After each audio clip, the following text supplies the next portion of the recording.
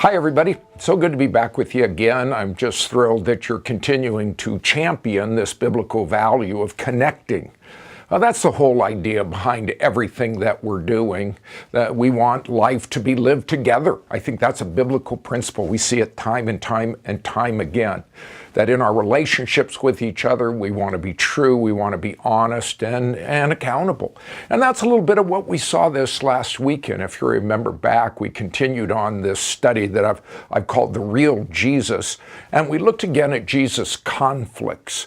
It's really interesting to me that the Lord, he had his harshest words, not for the people who were honest and truthful about their struggles, but about those who were dishonest and thought they didn't need God's forgiveness. And that was the religious leaders. And we saw just very clearly how the conflicts came as a result of this difference of opinion over whether salvation came via a soul transformation by grace, or whether it came via a works righteousness of keeping a list of man-made traditions, regulations, like the religious leaders of the day. And this was the basis. So what I'd like for you to do during your time together is take a few minutes and talk about your own story, about how you were maybe raised in the church, maybe how you had this idea in your head that if you did certain things, God would like you, that you could somehow earn his favor or earn his forgiveness, because that was what was really behind it. And if I had the time, I would have used an illustration that I think really speaks of some problems today in the church. You see, I don't think that the Pharisees were bad people.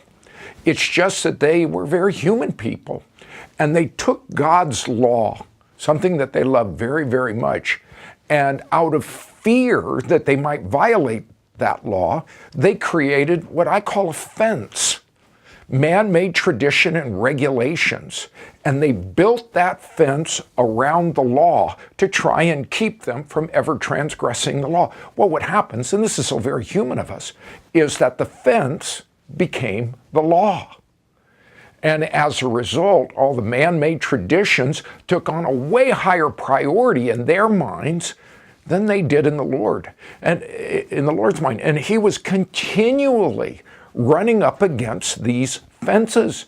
And they're the ones that he wouldn't put up with it.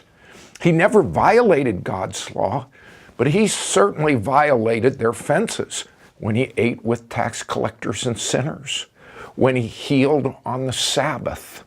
All of these different things that Jesus did time and again, he just pushed the envelope because he wasn't going to fast the way that they said that he was supposed to, because the Bible didn't tell him to. And so I don't know if you've had any experience with fences, and that's what I want you to share about. In your story, were you raised maybe in a religious system that had a lot of fences up there? Did you like it? Did it work for you? Did it help? And in this process, do some sharing. We'll get to know each other better. And then Scotty has prepared some great questions for you again on this text, give you a chance to dig a little bit deeper. So think about fences, think about the real law of God and what it says to us, and your experience with it, and then take some time to share. So thanks for letting me be with you for just a couple of minutes. I'll look forward, Lord willing, to being back with you next weekend. Blessings on you.